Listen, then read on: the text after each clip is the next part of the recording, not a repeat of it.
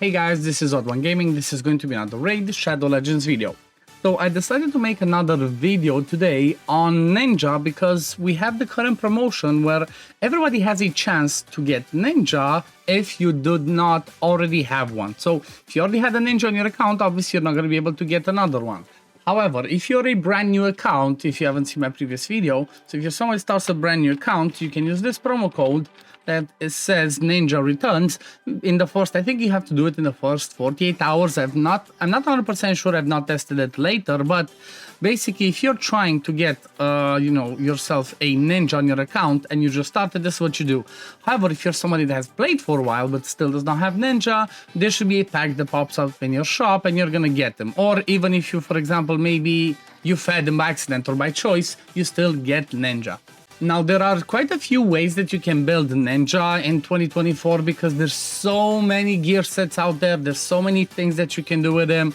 You can build him full damage, you can build him affinity breaker, you can build him regen. There's a ton of builds. Like as an example, one really good set for damage is gonna be the merciless set, okay? Because this one obviously, if you have a 6-piece set, it gives you 35% ignore defense, plus the 30% 4-piece gives you a 30% chance whenever you do damage to decrease the cooldown of a certain skill. And because you want him to do the A3 and A2, the A2 and the A3 a lot, you might want to go ahead and go with that build. So as an example, let's say we go into Hydra, and let's say, it doesn't matter the difficulty, okay? So it doesn't matter the difficulty. I'm not going to do a key even though it warns me.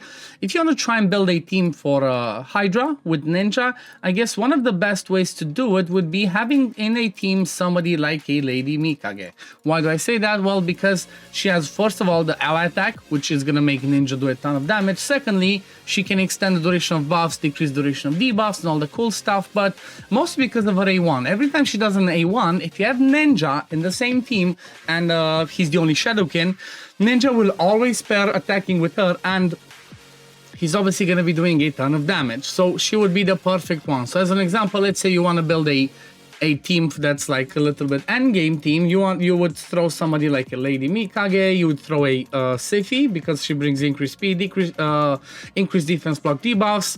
If you have a Krisk, you would throw a Krisk in there as well because Krisk also brings you the cool stuff of the provokes and all the other fun stuff. And then I don't know, maybe you have a Marius, any other DPS, and he's gonna dish out some solid amounts of damage, okay? But if you don't have all the, all the OP legendaries, there's still ways of doing free-to-play teams with him.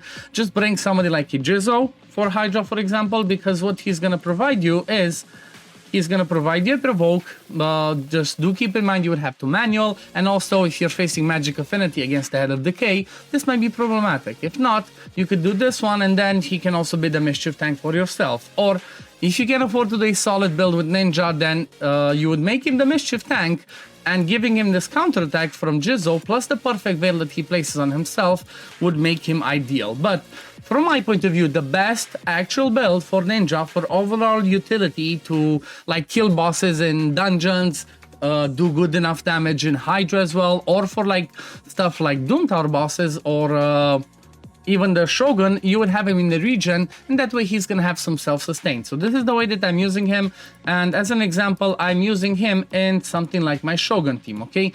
My Shogun 25 team is pretty much a free-to-play team, I guess. It's 4 rares and Ninja. Ninja is just the other DPS in there, and I'm making a pretty solid build. If you haven't seen this video yet, you don't need necessarily to be Ninja, you can use another rare in there, but obviously Ninja is one of the best ones because he does a ton of damage against bosses fast, okay? He's ideal against single target bosses because on his A2, not only does he land the HP button, but he activates and explodes them, and he just dishes out, you see how much damage he does, and I have res and then him in there. So this is one of the uses where I'm actually building Ninja. Another spot where you can use him in, honestly, you could even have in the same build in the regen, but I guess the most efficient one would be an Affinity Breaker, and that is the Sand Devil 25, okay? So if you would want to use the duo team where you can farm some food with Godseeker and Eerie and Ninja, then you would have him in Affinity Breaker if that's the only spot you use him. If you use him in other areas, then I'm not sure I would lock him in the Affinity Breaker. But you can see, look at the damage. Even though Kolhar has enemy max HP hits, he still did double her damage just in this regen build. Like I said, the other spot where you could use him is you can throw him in over here. You know what, let me just test it just for the sake of, just for the sake of testing. I'm not sure I even have gear on Godseeker anymore. Let me just quickly check. Okay, I might still have some gear. So another example is over here that he would still work in the regen set. Okay, he would still work in regen set. It just might be a little bit slower because he doesn't die. Okay, so that's kind of the ideal thing. You want him to die in this fight so you can make it a little bit faster, but otherwise he still works. He's still gonna do the damage.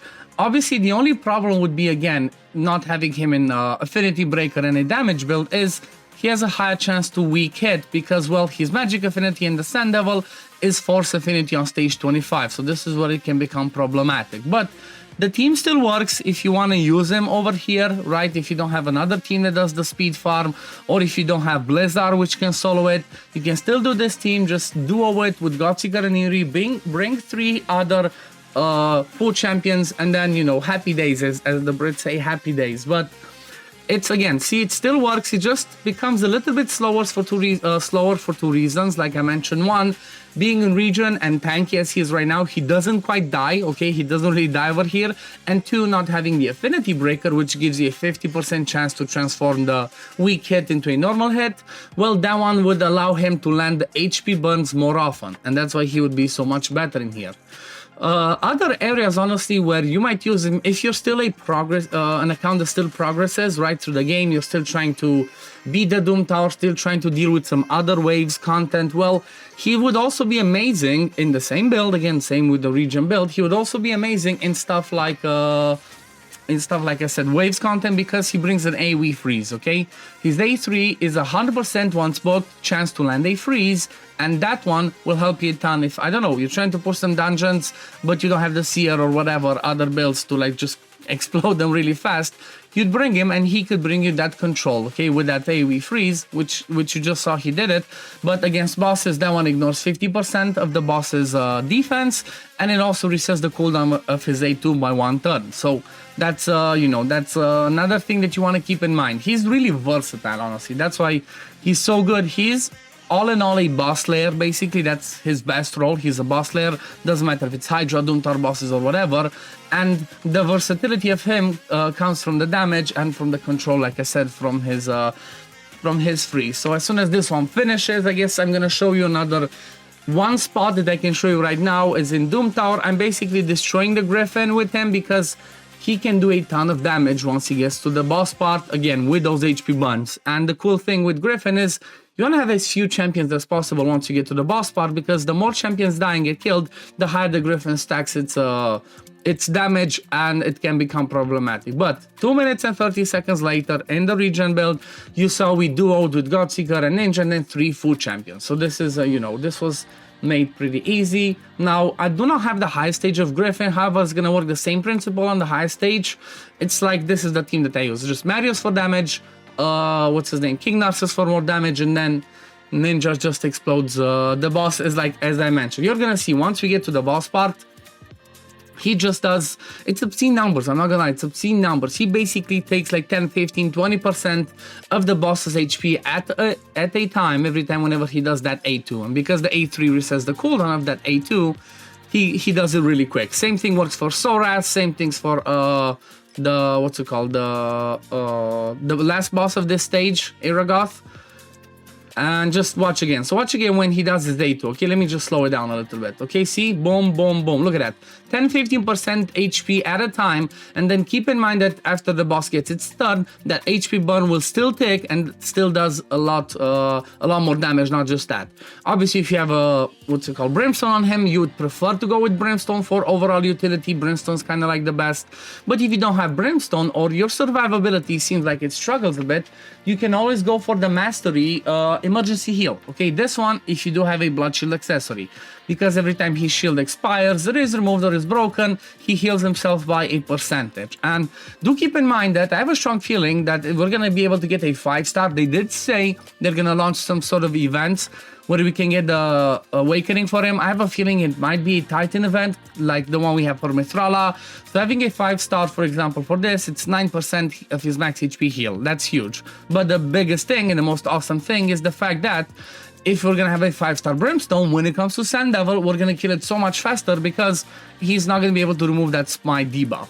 Now, the build that I have on him is, like I said, Regen plus Perception, okay, and I kind of have him a mixed build, but mostly focused on having over 500 accuracy for the Shogun and for Sand Devil if I do use him there. And what you need for that is around 500 accuracy. I have 591, so it's a little bit overkill. The speed that I have is 245. I prefer to have like 230 or plus, and then as much HP and defense as I can. I don't care about crit rate, crit damage, or attack, because most of his damage in this build is from the A2 that he does with those HP buns. Obviously, I have him fully booked, and then these are the Masteries that I went with him again. I could have gone with War Master, but I chose to go with these ones because it makes it easier for me to hit those high accuracy or resistance stats. If you want to use him for Hydra, for example, like as a mischief tank, because he brings a perfect veil on himself, and if you don't have an AoE perfect veil, and you can also give him block shield accessory, you can make him be the mischief tank. And if you want to do that, you're gonna need 500 resist for Nightmare. If you're talking brutal, 450, if you're talking hard, 400, and then normal 350 resist in order to resist the Head of Mischief. So the ideal build, I guess, for me would be 500 accuracy, 500 resist, 240 speed, and then as much survivability as I can. But that's tough for most people to you know, build. I would be able to do that, especially for stuff like Hydra, because I do have the extra stats. Okay, so let's say I would only need to get 460 resist if I wanted to use him as a mischief tank. So if you guys want me to show him as a mischief tank for Hydra in a team with maybe Lady Mikage, Vessex, you know, some other, I guess, free to obtain champions, let me know in the comments down below and I can try and get that set up for you guys to show you this this build. So yeah, these are the Masteries.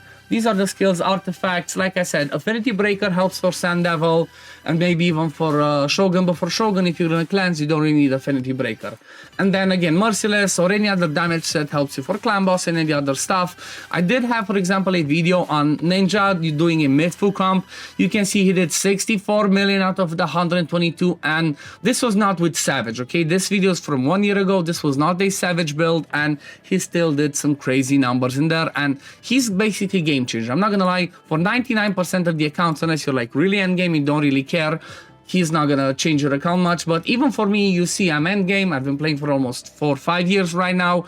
I can beat every count in the game. I'm still using him on my account. So yeah, welcome back, Ninja, I guess, to the game. Congrats to everybody that gets him. And if there's any other content you want me to show you Ninja, and let me know in the comments down below. I can make specific videos for any other specific areas that you might want to see. Obviously, I have videos, like I said, him in the Demon Lord. I have videos with him doing some other stuff like the other bosses, the Griffon. I have a specific video, Iragoth, and all the other cool stuff. But anyway, thank you all for watching, and as always, if you do enjoy my content, don't forget to like this video, subscribe to the channel to see when I upload next, and I'm gonna see you on the next one. Peace, love, take care, everyone. Bye, guys.